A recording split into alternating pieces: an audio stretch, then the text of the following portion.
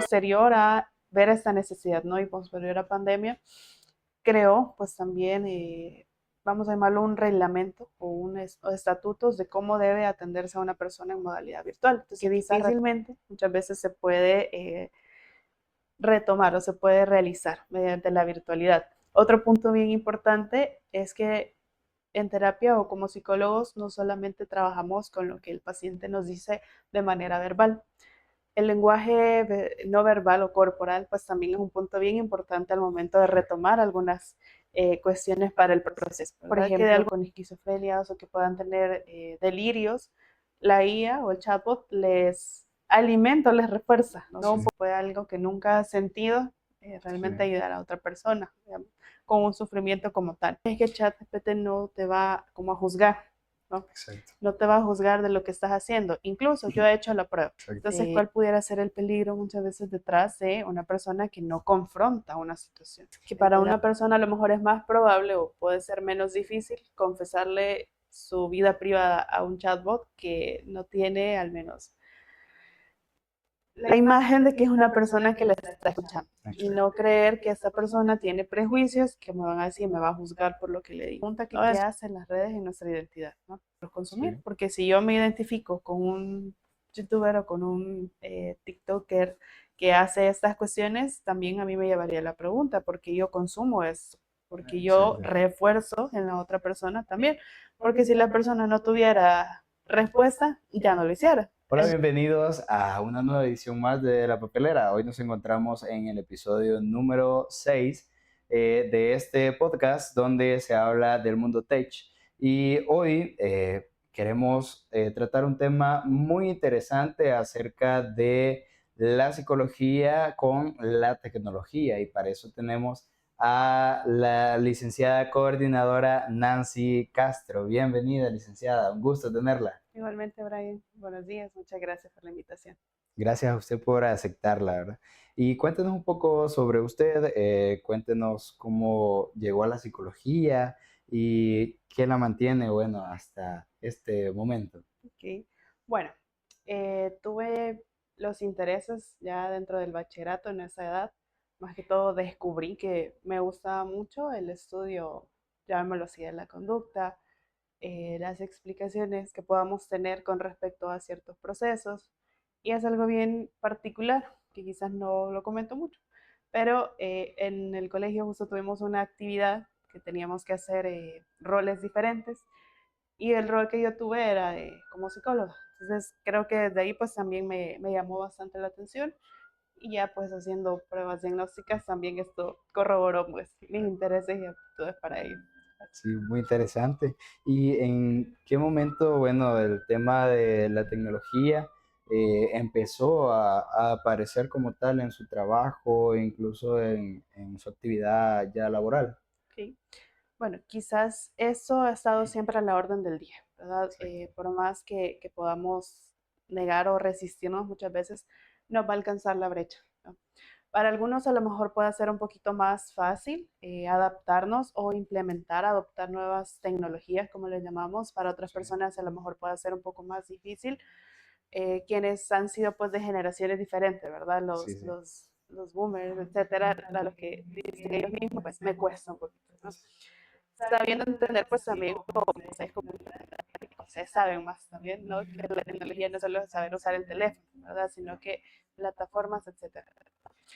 Entonces, relacionado pues al trabajo, eso siempre ha estado inherente, ¿verdad? Necesitamos de diferentes tecnologías para tener diferentes procesos, al menos en mi parte administrativa, diferentes plataformas, ¿no? Y sistemas para poder acceder a ello. Ahora, quizá lo digital, que como tal vez pudiéramos hacer esa diferencia, eh, pues va dando su auge, ¿no? Y se va desarrollando conforme a pues la dinámica de la sociedad también va cambiando y de alguna forma pues llegamos a caer un poquito, ¿verdad? En el consumo de estas nuevas tecnologías. Creo que hoy en día ya es algo inevitable, por así decirlo, ya no consumir la tecnología. Bueno, y hoy con el uso de la inteligencia artificial ha venido a darle un giro total, me imagino. Sí. De hecho, es bien interesante porque tratando pues un poquito de investigar esta parte, ¿no? Y quizás me salto el tema de la interacción o de los sistemas de lenguaje que pueden haber, los chatbots, ¿no? Exacto. Ahora, no es tan nuevo en la historia. De hecho, en los años 60 más o menos, en un instituto en Massachusetts, hubo un profesor que creó el primer chatbot, ¿no? Que Sí, estaba relacionado, le llamaron Elisa.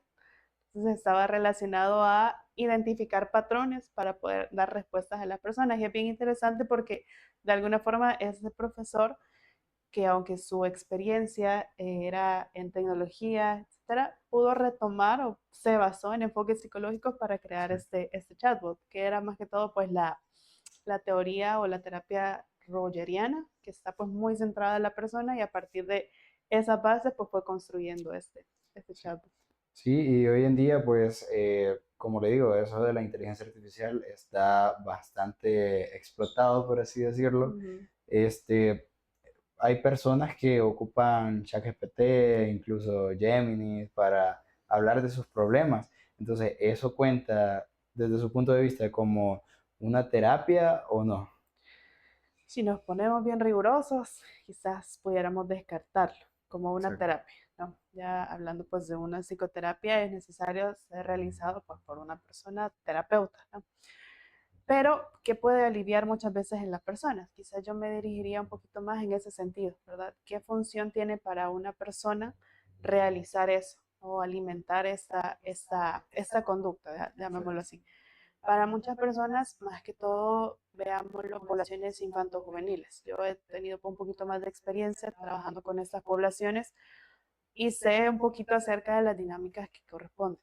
Veamos también pues que no somos seres individuales, sino que estamos inmersos en un sistema y en una cultura, ¿verdad? Que Exacto. nos lleva muchas veces a estar como padres, digamos, quienes son padres o responsables de hogar, fuera de casa por casi 12 horas. Entonces, ¿qué sucede en los jóvenes y en los hijos? ¿No?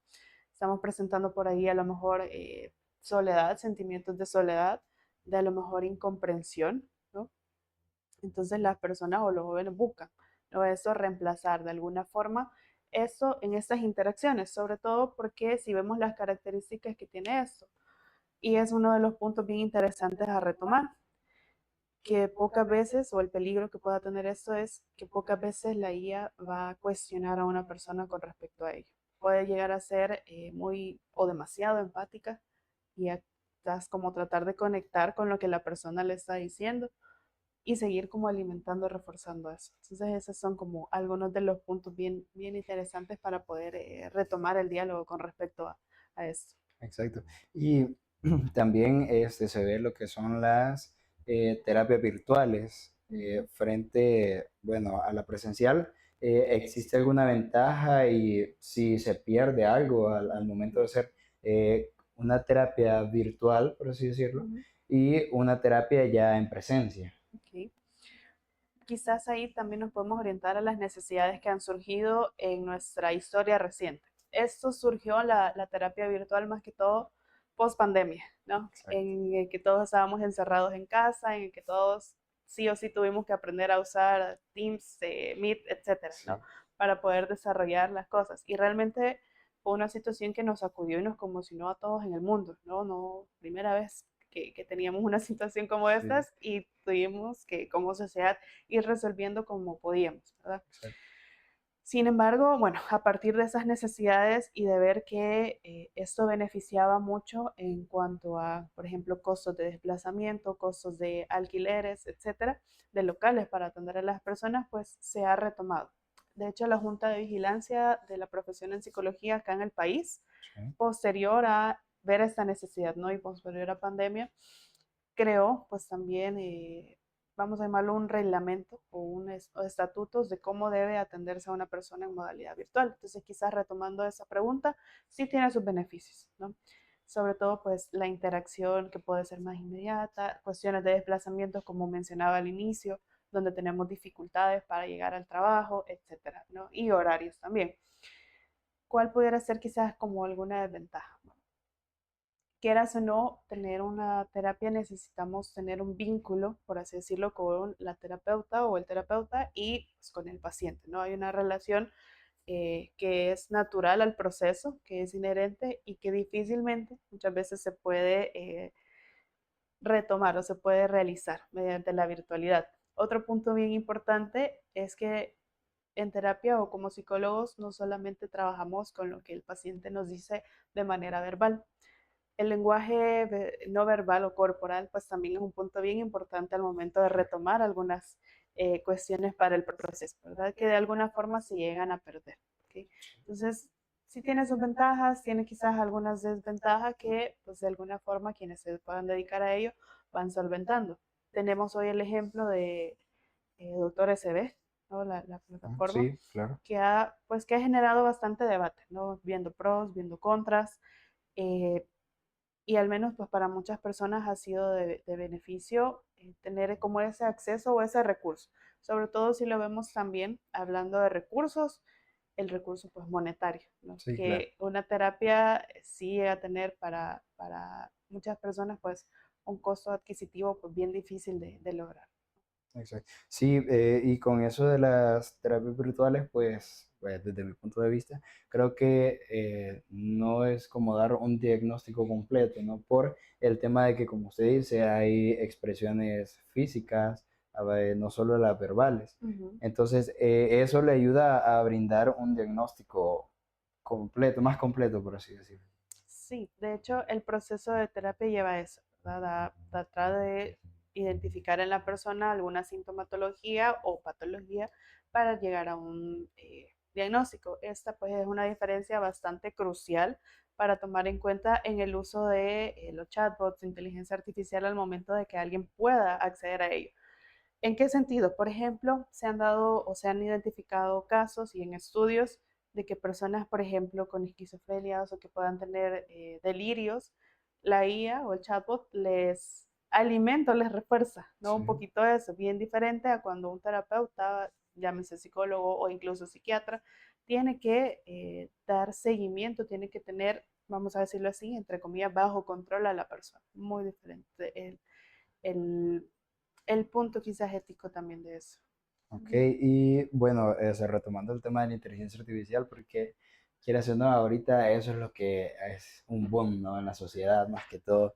Y la inteligencia artificial puede resolver, no sé, algún problema o ya de plano ya descarte, porque Ya estamos mal. sí, Quizás habría que ver qué tipo de problemáticas. Por ejemplo, al momento de sistematizar en cuanto a trabajo, no vamos a negar que es una gran ayuda, sobre exacto, todo cuando existen, por ejemplo, plataformas, programas que nos ayudan a ordenar ciertos datos, etcétera. En cuanto a multimedia, por ejemplo, creación de imágenes, etcétera, ¿no? exacto. Sin embargo, si ya nos vamos como a un punto bastante crítico, cómo mejorar el trabajo o cómo nos puede ayudar en eso, pues ahí tendríamos que ver también y creo que eso es parte tanto individual como colectivo de la ética profesional que se pueda tener en ello también. Sí. Porque, bueno, no vamos a negar que vamos a tener inteligencia artificial y tecnología, siempre no podemos negarla y no podemos pues tampoco oponernos a eso, pero sí siempre tenemos que tener al menos alguna normativa, alguna estandarización de cómo lo vamos a usar, hasta dónde están esos alcances de esas herramientas. Y bueno, la inteligencia artificial, pues, así decirlo, no tiene una experiencia propia, ni cuerpo ni vida, ¿no? Uh Para -huh. poder, dar como un diagnóstico claro. La respuesta es, eh, pues, la pregunta es, perdón, ¿puede algo que nunca ha sufrido ayudar a procesar el sufrimiento? Es una pregunta bastante interesante y quizás como compleja tal vez de responder, ¿no? Que si puede algo que nunca has sentido Sí, realmente ayudar a otra persona digamos, con un sufrimiento como tal. Retomo un poquito lo que mencionaba con respecto a cuál es el papel de un terapeuta, ¿no? Una persona sintiente o una persona que conoce, que sabe un poquito, no, un poquito ha estudiado con respecto a la conducta, a los problemas y a la psicopatología, etcétera, ¿no? El comportamiento humano. Entonces es bien difícil poner, digamos, esas funciones, y quizás voy a usar esa palabra, estas habilidades socioemocionales en una interacción pues digital, ¿no? Que si bien no Exacto. siente, no piensa o no procesa la información cognitiva como lo procesamos las personas. En ese sentido, ¿qué es lo que puede sustituir o qué es lo que puede hacer la IA o un chatbot?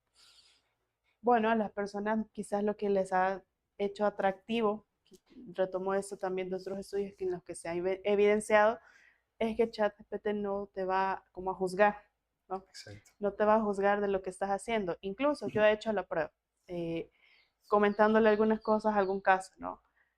Eh, Le hice una pregunta, que me explicara un tema como si yo fuera no tan inteligente, Ok. para ver cómo me lo explicaba. Y empezó a decirme, no, pero es que no te trates así, no sé qué, como a tratar de suavizar un poquito. Exacto. Entonces, ¿cuál pudiera ser el peligro muchas veces detrás de una persona que no confronta una situación? En terapia o en psicología usamos bastante la confrontación, que no se trata de pelear, porque muchas veces la Sí, claro. palabra puede generar esa Pues, confusión, sino que es decir, ok, ese problema está aquí. ¿Y qué lo puede estar causando? Bueno, a lo mejor sí, alguna conducta. Te toca tomar responsabilidad o asumir responsabilidad de muy diferente a lo que puede hacer algo, de, como algo pues ya muy programado, ¿verdad? Eso por una parte. También por otra, qué es lo que ganamos o qué es lo que la gente muchas veces gana o busca compensar con eso, ¿no? La inmediatez que pueda tener, ¿no? Por ejemplo, hoy me pasa algo y ahorita voy y le digo, ChatGPT, me pasó esto, ¿qué crees que ha pasado? Y empieza a desglosar un montón de cosas, ¿no? Que claro, como está respondiendo como a información que tienen todo en línea, ¿no? En la web, entonces va retomando cosas, pero si no se compara, vamos a decirlo, con ya un proceso de estar frente a frente o al menos cara a cara en una cámara con una persona como tal. Entonces está ese dilema bien grande también. sí, y bueno, algunas, creería yo, de las desventajas que tiene la inteligencia artificial es que, eh, pues, hoy en día, como el dicho que está, que toda la información ya no es muy privada. Desde el momento que se le da información a inteligencia artificial, esa información ya es pública, hasta cierto punto, ¿no?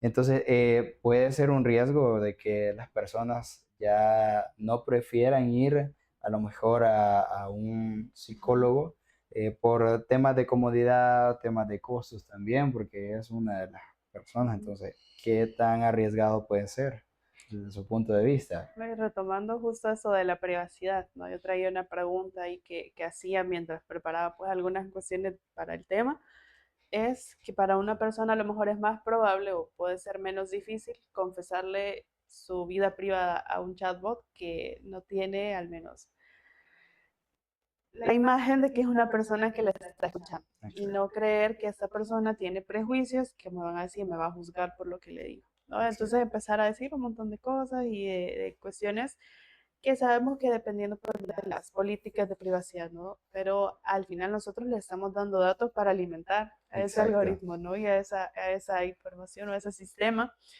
que es bien delicado también, sobre todo, y aquí lo retomo también el punto, cuando yo mencionaba de las poblaciones que son vulnerables.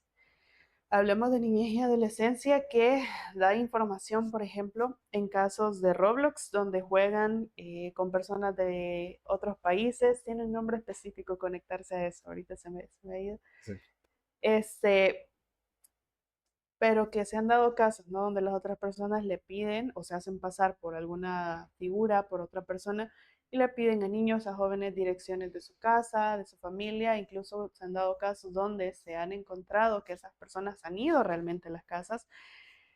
¿Y qué ha pasado con eso? Bueno, es un peligro, ¿no? Alimentar toda esta información tan privada. Y nos lleva también a la pregunta de cómo, como padres o responsables de estas personas, estamos poniendo atención a eso, ¿no? exacto. Y es un tema pues muy interesante porque hoy en día ya niños a temprana edad ya tienen tecnología, entonces, ¿qué tan recomendable es eso de darle a un niño o a temprana edad un dispositivo tecnológico? Ok, fíjate que eso es bien importante retomarlo. Quizás se habla poco o decimos no, pero es que le hemos encontrado muchos usos a eso, sobre todo, y esto pues es sin el afán muchas veces de juzgar también las dinámicas familiares. pero pasa que muchas veces para que el niño o la niña se esté quieto, entonces le pongo el teléfono y las caricaturas. Y no hay otro remedio que más que darle el teléfono para él. Desde ahí pues ya estamos causando en el sistema, en el cerebro del niño, pues un circuito o un mecanismo que necesita constantemente estar en movimiento, estar viendo cuestiones, ¿no? Para sentir que tiene ese mismo placer. Nosotros le llamamos un sistema de recompensa dopaminérgico, que es que yo me tomo un café y siento placer, siento gusto por ello, ¿no? Entonces vengo y me tomo más, ¿no? O una coca, ¿no? Una gaseosa, ¿no? ¿Qué pasa que en el cerebro? Bueno, mi cerebro lo interpreta como que quiero más, ¿no? Me quiero saciar más. Pasa algo similar con el cerebro de los niños cuando les damos estos dispositivos. Por ejemplo, ¿cuál puede ser a veces el problema también de darles el teléfono toda la tarde? Que cuando yo ya quiero mandarlo a dormir, su cerebro está trabajando de manera Sí, a 1000 por hora, como que fuera un tren que va así. exacto, Entonces ya cuando queremos mandarlo a dormir ya se dan peleas, ya se dan problemas, lo que llamamos o lo que llama la sociedad como berrinches, que exacto. son desbordes emocionales, pero que también se ha ido trabajando. De hecho, no se recomienda darle a niños menores de 4 años un dispositivo, ¿no? Porque su cerebro todavía no está preparado para ello. Aparte de cómo afecta la luz azul a los ojos, etcétera, ¿verdad? Exacto. Y que de hecho, dentro de la parte de la higiene del sueño, pues también está esas recomendaciones. Por ejemplo, nosotros los adultos, cuando queremos ir a dormir, ¿qué es lo que hacemos a veces antes de acostarnos? ¿No? Revisar redes sociales, estar Sí. viendo, estar scrolleando, le Estar decimos, ¿no? scrolleando, sí. Entonces, el cerebro pues queda como con ese chip encendido. ¿Qué sucede en eso? Bueno, hay segregaciones, digámoslo, en nuestro cerebro que son precisamente para ir a dormir. Nuestro cerebro no lo puede producir mientras tenga esa luz azul porque es como que la interpreta como es de día todavía, aunque ya sea de noche, pero nosotros estamos ahí, ¿no? Claro. Entonces, ese es uno de tantos quizás desventajas o peligros de dar tanta tecnología a los niños a temprana edad y más si no se tiene supervisión con respecto a ello. Sí, sí, ese es otro factor porque es como, se les crea como una adicción, considero yo, al darle Ujú, temprano, porque como usted dice, el cerebro una vez que le da dopamina necesita más y más, ¿verdad? ujú. Entonces, ya después, ya, claro, puede ser un problema.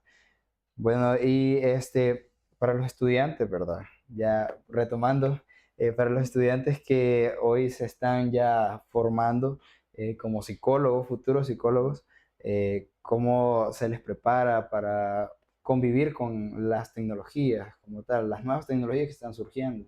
Ok.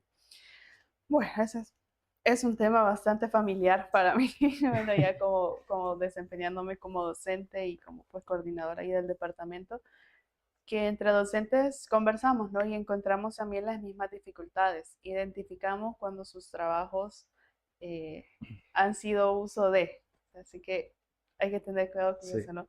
Pero que no está mal, o sea, no está mal apoyarse de ello. O sea, nosotros no decimos no las ocupo, ¿no?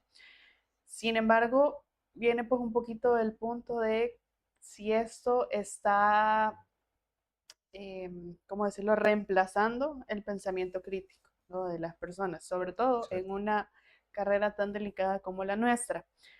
No podemos solamente decirle a ChatGPT que a mi paciente le pasa algo y que él me dé el diagnóstico. Que aquí hay todo un proceso que nosotros tenemos que hacer precisamente porque somos nosotros quienes nos estamos o nos hemos formado a ello. Sí, Y la tecnología o la guía me va a responder a como tenga ellos la información que yo le doy. ¿Qué tal que en sesiones futuras yo identifico algo en una persona que cambie completamente eso, ¿no? Y yo solo me voy con lo que me dio la guía y ya me quedé seguro? Eso pues por una parte. Por otra, bueno, cuestiones de eh, o en actividades, en proyectos donde no tengamos tecnología a la mano, ¿qué vamos a hacer si siempre si exacto. hemos desarrollado esa dependencia a? ¿Okay? Como decimos, no está mal. Por ejemplo, a veces lo que hacemos, bueno, redactamos algo y a lo mejor pedirle que me identifique algún error de ortografía, de redacción, etcétera, o de coherencia, ¿no? Que es válido, pero no que él me haga todo el trabajo, porque si no, Exacto. entonces, ¿cuál es mi esfuerzo también? ¿Y cuál es mi formación? Yo siempre les digo a los estudiantes, ustedes no solo vienen a aprender contenidos, vienen realmente a formarse como profesionales en psicología, que tienen un gran reto por delante y una de las nuevas, pues, tendencia o de los nuevos temas es eso, ¿verdad? Enfrentarnos a esas tecnologías y a todo lo que viene pues detrás de eso. Así que sí, Sí, tenemos ahí un gran reto con eso. es decir, demasiado.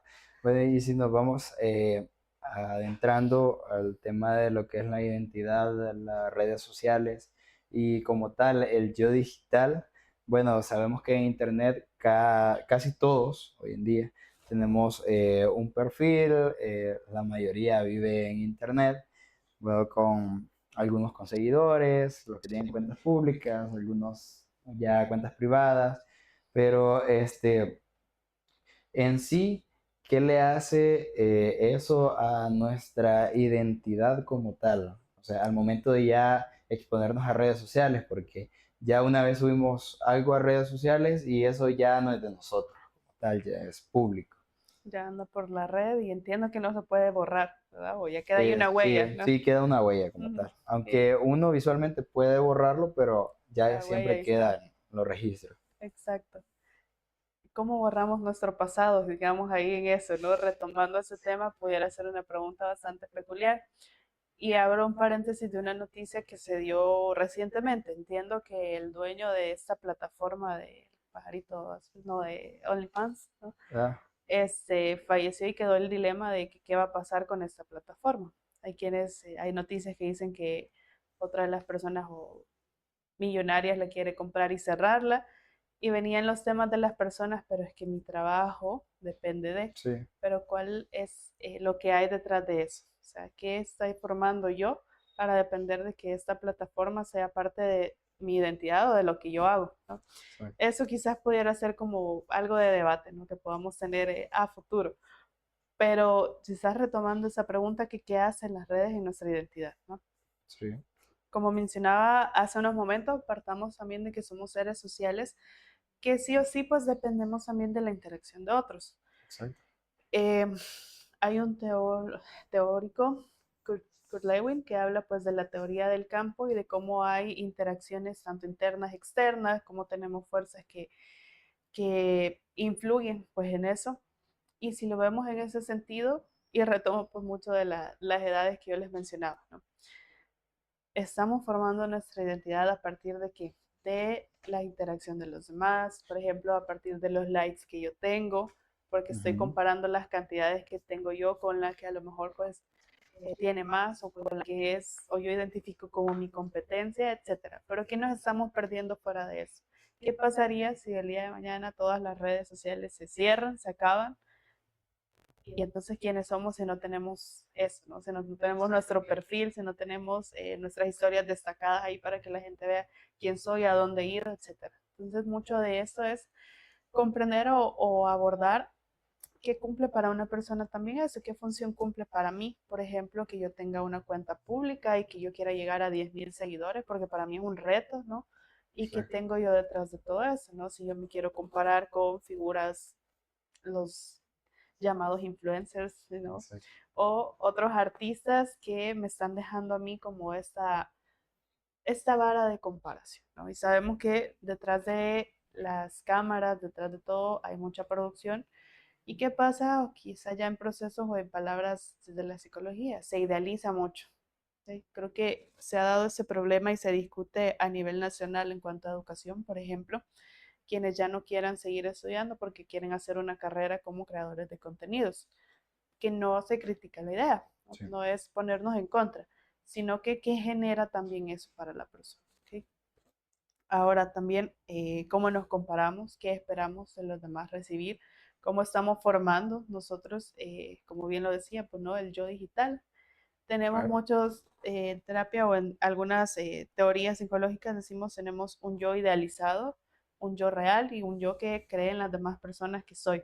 Entonces, ¿cómo Exacto. logramos la interacción entre esos tres y al final qué queremos mostrar a los demás? Pasa pues detrás de todo esto también cuestiones, aquí quizá ya un poco individuales, ¿no? Cuestiones de autoestima, de aceptación, de dinámicas familiares que a lo mejor han podido ser disfuncionales y que las personas pues están buscando compensar, ¿no? Esto con otros temas pues ya de identidad, ¿no? Forjarme yo a partir de eh, una dinámica diferente. ¿Sí? Exacto. Bueno, y desde la vista de la psicología, no sé si existirá alguna diferencia entre una persona que creció desde pequeño en el ámbito de las redes sociales a una persona ya que lo adaptó ya en una edad ya adulta. Entonces, ¿habría alguna diferencia? Es muy probable que las haya. Eh, Quizás el ejemplo que decíamos al inicio, ¿no? Las diferentes brechas de edades o brechas generacionales de quienes adoptan y para qué lo adoptan. Exacto. No nos vamos a mentir que quizás muchos conocemos adultos pues ya muy grandes que cualquier video de inteligencia artificial lo creen como Sí, sí, verdadero, ¿verdad? Entonces, claro, eso pues puede pasar y cuál es esa como diferencia, ¿no? De que llegamos a tener como verdad. Algo que es bien delicado también, que a lo mejor no lo hemos abordado, el impacto que puedan tener las fake news con respecto a cuál es mi percepción sobre algo. exacto.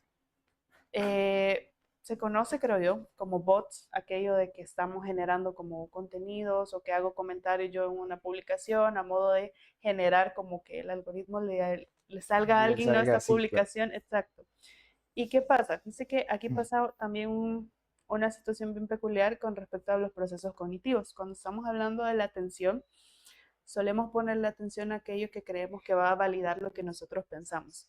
¿En qué sentido? Bueno, si yo estoy buscando una noticia sobre alguna figura pública en específico y yo tengo una percepción sobre algo, ¿no? Y veo una noticia que choca o no es congruente con mis creencias, entonces yo empiezo tal vez a desvalidar, ¿no? O a buscar solo esas informaciones que, aunque no sean reales, a mí me confirman lo que yo creo y me Exacto. está dando lo que yo quiero, ¿no? Entonces, eso pues puede ser una de las cuestiones que internamente o psicológicamente pueden pasarle a alguien, ¿no? ¿Qué pasa cuando ya nos enfrentamos con la realidad? En el día a día pues nos encontramos con diferentes noticias, eh, donde incluso se hacen comentarios entre personas que ni se conocen, pero que se están insultando porque yo tengo una creencia y tengo. ¿Qué tolerancia Exacto. tenemos también a intercambiar o a cómo manejar conflictos? Que los conflictos pues no son malos, son oportunidades para aprender. Lo que es malo quizás es cómo se aborda a veces, ¿no? Porque Exacto, la sí. gente es bien conflictiva, dicen. Que a lo mejor pues conflictiva en el sentido de que llega a generar incomodidad que alguien me diga cosas que yo no quiero escuchar, ¿no? Eso pues por poner un ejemplo. Pero ¿qué pasa también con estas cuestiones, ¿no? De cómo vamos interactuando? Baja tolerancia a la frustración que podemos tener, ¿no? Algunas personas a decir que la imagen idealizada que yo tengo de alguna figura, otro me la critique, entonces estoy ahí que atacando en ese lo otro, ¿no? ¿Y Exacto. cómo se traduce pues eso también en nuestro día a día? La violencia pues que vamos percibiendo. En el tráfico, por poner un ejemplo, ¿no? En el tráfico, pues las personas son impacientes, que yo Claro. le quiero pasar al otro. Habría que ver, ¿no? ¿Cuál es la historia que tiene una persona para haber generado todo eso? Pero colectivamente sí estamos en ese sentido. La inmediatez que queremos de las cosas. Por Exacto. ejemplo, hoy los videos ya no duran 10, 15 minutos. Que ojalá que vean completo todo esto, ¿no? Pero ya en los shorts, por ejemplo, en YouTube, los videos en TikTok, incluso hasta ahora ya está la función de acelerarlo por dos, porque la gente quiere llegar, o sea, quiere todo, ¿sí? Rápido al final. Exactamente, se ve también en esas cuestiones de las películas que ahora ya las están haciendo sabiendo los productores que las personas no solo están viendo la pantalla, sino que están así y que necesitan tener un gancho pronto para que la gente no se aburra de la Exacto. película. Entonces, todas esas son las cuestiones pues que pueden llegar a suceder y que nos llevan pues también a la pregunta de que si realmente queremos quedarnos en eso y qué hacemos para resistirnos o para cambiar un poquito eso. Exacto. Sí, y bueno, con respecto al tema de que nos metemos de los creadores de contenido y todo eso, eh, ¿hasta qué momento? Porque me imagino que hay un punto en que ya los likes, los comentarios e incluso los seguidores llegan a ser divertidos, porque uno lo toma como una diversión, a lo mejor, Ujú. otros como un reto, pero me imagino que hay un punto en el que yo digo, no, ya esto se salió de control. Entonces, ¿hasta qué punto ya podría yo decir eso? O sea, ¿hasta qué? Que ya no lo sienta como una diversión o como un reto como tal. Quizás poder hacer un ejemplo de qué es lo que está dispuesta la persona a hacer para conseguir eso. Porque pueden, o se han dado casos, bueno, muchísimos casos quizás documentados, tal vez en el país no sean muchos, como pueden ser, por ejemplo, en Estados Unidos, creadores de contenido que hacen cosas incluso por poner en riesgo su vida, la de otras personas, que eso ya deja de ser gracioso, ¿no? Sino que ya empieza a cuestionar realmente el comportamiento, eh, no me gusta a mí usar la palabra normal, ¿no? Sino que un comportamiento sano, digamos, o existe otra palabra ahorita que se me ha oído, pero que nos pongamos a cuestionar un poquito eso, ¿no? Por ejemplo, o sea, hay videos que sí generan risa, pero que vemos que no le hace daño a otra persona. No agrede, por ejemplo, la integridad ni física, ni psicológica, ni moral de otra persona. Entonces, depende también de quién nos gusta a nosotros consumir. Porque si yo me identifico con un youtuber o con un TikToker que hace estas cuestiones, también a mí me llevaría la pregunta, porque yo consumo eso, porque yo Exacto. refuerzo en la otra persona también, porque si la persona no tuviera respuesta, ya no lo hiciera. Sí, Entonces, como sociedad también nos lleva un poquito a la pregunta, ¿a quién le estamos dando realmente el poder de, entre comillas, ser influencer, ser ¿no? influencer. Y quizás sería pues una pregunta bien interesante eso, porque a veces cuentas con cuestiones, por ejemplo, de comidas, de cosas interesantes, ¿no? Tal vez no tengan tantos seguidores como puede tener alguien que le avienta cosas en la calle a la gente, Sí, etcétera, ¿no? O cómo incluso se ha sexualizado demasiado en las redes sociales la figura tanto femenina como masculina, porque nosotros le damos respuesta a ello también. Entonces, todas esas cuestiones pues nos llevan también a esas preguntas, ¿no? exacto. Sí, e incluso han habido casos que la persona comienza y hay un momento en el que ya se siente invadido su espacio personal y por eso deja lo que estaba ahí. A lo mejor ya es un punto de no retorno porque aunque la persona pueda dejar los objetivos que tenía, Ujú. pues siempre van a estar esos contenidos en las redes sociales en los cuales inconscientemente va creciendo siempre. Entonces, y ya se lleva a una invasión del espacio, De la privacidad de muchas la veces. A privacidad. veces salen personas diciendo es que hay cosas que para mí son privadas de mi vida. No se entiende que muchas veces el público quiere saber un poquito más de eso, pero también está el límite que hasta dónde, ¿no? ¿Qué Exacto. figura o qué rol cumple para ellos? Y bueno, se han habido algunos estudios que se ve que el incremento de las redes sociales, pues, han llevado hasta causar un poco baja autoestima o hasta incluso depresión. Este, Estos casos, me imagino que en esta de la pandemia para acá han sido un poco más frecuentes. Pudiera ser, quizás ahorita no tengo el dato exacto, pero sí se ha notado, pues no un incremento justamente en parte de la dependencia de eso y que cómo hemos ido como sociedad, como humanidad, solventando esos temas. Hay, pues, por algún lado, posturas que dicen hay que apelarle más a esta parte de salud mental en cuanto a la promoción, ¿no? En el sentido, muchas veces en nuestra cultura no tenemos mucho la parte de promover algo o de prevenir, más bien, algunas situaciones, sino que hasta que ya las tenemos de frente queremos darle respuesta, ¿no? Exacto. Bueno, dentro de los niveles, ¿no? de actuación y de prevención, pues están esos, ¿no? Pero después o desde ese punto, sí se han dado casos, ¿no? Donde, por ejemplo, yo he visto en niños que han tratado de imitar cosas que ven allá porque su pensamiento, pues, es un tipo de pensamiento mágico, le decimos a veces, que no tienen algo tan concreto de decir esto eh, tiene un montaje, eso tiene otro, eso tiene Exacto. esas consecuencias, y van generando pues todas esas actitudes que van reforzando, ¿no? Estas conductas. Pero quizás un poquito retomado a cómo ha afectado, ¿no? La digitalización y las redes sociales, la orientación a la pregunta, Exacto. era pues un poquito eso, ¿no? Compararme yo con la idealización que tengo, por ejemplo, de otras imágenes. Incluso, no puedo mentir, las tendencias que han surgido hoy en eh, por ejemplo, antes pudiera ser que Pinterest, uno entraba a cierta plataforma y podía encontrar ciertas imágenes bien relacionadas. Hoy, por ejemplo, cada día se van dando nuevas tendencias, ya sea en moda, en maquillaje, que queremos irlas siguiendo, no nos queremos quedar atrás, porque eso tiene un nombre, ¿no? Sí, El FOMO, ¿no? Es perderme de algo, ¿no? exacto. Entonces, no me quiero perder nada, no quiero quedarme atrás, porque eso también repercute en cómo yo me siento y cómo yo me proyecto. Si yo estoy generando una identidad o un yo, o llamémoslo, en el que dependo de qué hago, qué observo de los demás, qué compro este día, qué tendencias sigo, por ejemplo, en moda, en maquillaje, etcétera, al final, ¿qué me queda? ¿No? Si todo esto ya no está, ¿cómo voy yo también construyendo los vínculos con las personas que tengo al lado? Eso pues también es algo bien de importancia de retomar y quizás nos pudiera dar para hablar en otra oportunidad, cómo Exacto. las relaciones también afectivas de pareja se van formando a partir de. Hoy existen tantos términos que se dan que antes a lo mejor pues no se nombraban o desde la psicología los nombramos de otra forma, pero por ejemplo, Claro. que yo tengo una relación tóxica, dicen algunos, o que esta persona me gosteó, etcétera. Y todos estos términos Claro. que han ido tomando, ¿no? Reconocimiento en redes, también de alguna forma eso va construyendo la percepción que yo tengo de una relación, ¿no? Y sobre todo, aquí viene también el debate.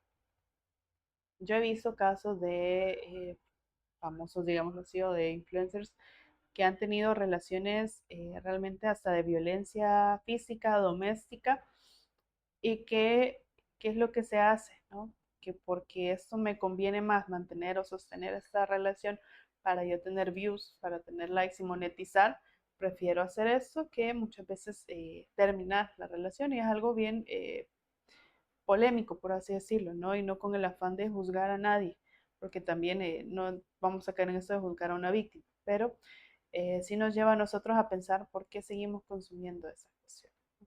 Bueno, y para ir ya un poquito concluyendo, ¿no? Si alguien escucha, bueno, que nos está escuchando y siente que la relación como tal con la tecnología eh, le pesa, como por así decirlo, le pesa más de lo que le ayuda, en sí, ¿cuál sería recomendado? O sea, siente que el exceso de tecnología está invadiéndolo, por así decirlo. Ujú. ¿Cuál sería en concreto o qué le recomendaría que pudiera hacer desde ya?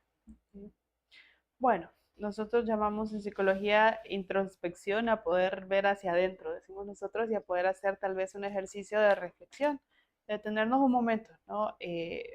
Quizás esto puede ser muy generalizado, eh, no pretendemos tener como fórmulas secretas o una receta como tal de decirle a alguien, pues haga eso, ya va a estar bien, sino que si bien pudiera, si ya empieza como a reconocer estos síntomas, llamémoslo, estas molestias de que algo está pasando con respecto al uso de, lo primero, bueno, veamos que quién en mi círculo más cercano puede ser una red de apoyo para mí, hablarlo, conversarlo con alguien, antes tal vez que quizás como dar un paso más a lo profesional, en el Exacto. sentido de que si yo siento que esto sale de mis manos, por ejemplo, puedo hablar con alguien que me diga, mire, me está pasando esto, alguien que me dé una retroalimentación, un feedback de cómo lo ve desde fuera, qué opciones pudiera darle, ¿no? Tal vez como apoyo. En el caso de, por ejemplo, que fueran jóvenes, adultos que necesitan espacio o a lo mejor cambiar dinámicas o rutinas dentro de las familias, de las jornadas, etcétera, ¿no?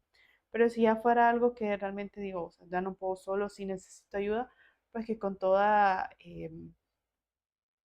que seguridad, motivación, podamos acudir a las instancias que podamos, ¿no? Realmente en unidades de salud, en línea podemos encontrar ya apoyo eh, y que eso pues realmente genera una ventaja para poder decir que necesito yo trabajar esto, ¿no? Y que no lo veamos como un proceso solo a que voy a ir a que me hablen bonito, como me hablaría el chat GPT, ¿no? Sino que a que realmente me confronten y que eso sea una sacudida de mi mundo, que me lleve a, hey, eso está pasando, yo necesito cambiar mis decisiones y detrás de todo eso pues va también muchos procesos cognitivos que se trabajan pues precisamente con ayuda profesional. Eso pues tal vez en la población en general, ¿no? Para nuestros estudiantes aquí en la ULS El departamento de psicología pues tiene el servicio de consejería estudiantil, que es completamente Sí. gratuito para todos los estudiantes. Entonces ahí pues alguien que necesita apoyo, ya sea en este tema o en algunos asuntos pues diferentes, pues puede acercarse ahí, ¿no? Nosotros vamos dando respuesta también con respecto a pues toda la dinámica y la logística que podamos tener ahí también. Bueno, y para las personas que ocupan los chatbots o las aplicaciones ya de bienestar emocional y sienten que les ayuda, o sea, ¿cree usted que pueden seguir adelante o que analicen y que puedan buscar una ayuda ya profesional como tal para ver si en realidad les está ayudando o no? Ujú. Bueno, aquí viene quizás el dilema de todo lo que hemos estado conversando, ¿verdad? De cuáles son los pros y los contras. Quizás, pues, yo como psicóloga, yo apelaría siempre, no, busquen personas Claro. humanas, ¿no? Profesionales como tal. Sin embargo, pues si alguna persona de alguna forma le genera ayuda, más que todo el desahogo, ¿no? Siempre que lo haga con mucha precaución y con mucho juicio, con mucha, le llamamos nosotros, con mucha crítica de qué es lo que me está diciendo ese lenguaje digital, ¿no? A mí, pero que si realmente nos sentimos cómodos, también tratemos de informarnos sobre eso, ¿no? De cuáles pueden ser las consecuencias de que yo esté enganchada a una plataforma como es. ¿Será que de alguna forma estoy saliéndome un poquito de la realidad? ¿Estoy alterando la realidad que tengo yo de lo que me sucede con respecto a ello? Entonces, que se tenga mucho cuidado y sobre todo pues mucha crítica con lo que se hace. Exacto. Bueno, y para desde su punto de vista como tal, por la era en que estamos, ¿no? Que es bastante tecnología, eh, ¿cuál cree usted que sería la relación entre psicología y la tecnología en algunos años? O sea, si cree que iría para bien o es algo que de preocuparse. Ujú. Bueno, voy a decir la palabra mágica que siempre usamos en psicología, depende, Depende. depende. Si nosotros realmente queremos hacer un uso en beneficio o en pro de la sociedad, en pro de la población, tenemos que regirnos también por las cuestiones éticas que rigen nuestra carrera. ¿En qué sentido? Bueno, no usarlo como sustituto de mi trabajo como tal. Por ejemplo, se han dado estudios recientes o se están haciendo con respecto a cómo la inteligencia artificial puede ayudar en, por ejemplo, la terapia para niños, por ejemplo, para la rehabilitación, más bien neurodegenerativa, para la rehabilitación Sí, neurocognitiva, y que eso está muy bueno. ¿Cómo le vamos a decir que no a algo que nos va a dar un beneficio? Por ejemplo, cómo se ha usado en casos donde puede llegar a ser como detectar fases tempranas de cáncer en una persona, en una mujer. Entonces a eso, ¿cómo le vamos a decir que no? Que es a eso a lo que deberíamos apuntar. sí, Entonces, sí puede ser preocupante en el sentido de que seamos dependientes, por ejemplo, en lo académico para ello, que esto reemplace nuestro juicio, nuestro pensamiento crítico, nuestras habilidades o relaciones socioemocionales también, pero sabiendo regirnos o siendo muy críticos, habiendo supervisión con respecto al ejercicio de ello, pues creo que pudiera ser muy beneficioso también. Creo que exacto. no es de, como dicen, demonizarlo, ¿no? Pero siempre con mucha crítica, con mucho cuidado. Claro. Bueno, y ya para finalizar, ¿algún consejo que usted le quiera dar a la comunidad educativa, tanto de acá de la ULS como a las personas de exterior que nos están viendo? No sé, algún consejo que usted les quiera brindar. ¿Sí? Bueno, eh, sepamos siempre también decidir para qué, cuál es el fin, qué es lo que nosotros queremos en nuestra vida o qué queremos eh, suplir con el uso de estas tecnologías, si solo es pues un apoyo a nuestro trabajo o qué función está teniendo eso en nuestras vidas. Realmente si yo estoy ocupando un chatbot porque esto me genera algo instantáneo o alguien que no me va a juzgar aunque yo le diga todo lo que acabo de hacer en el día, eh, que podamos acercarnos también. O sea, que nos podamos a lo mejor pues informar, que busquemos de qué trata pues el apoyo psicológico en este caso, cómo puedo yo también trabajar en mis vínculos o mis relaciones sociales más próximas, mi círculo de apoyo, etcétera, y que si lo vamos a seguir usando en ese sentido, ¿no? De como la pregunta inicial decía, si puede ser mi psicólogo, tengamos mucho cuidado. Yo preferiblemente pudiera decirles,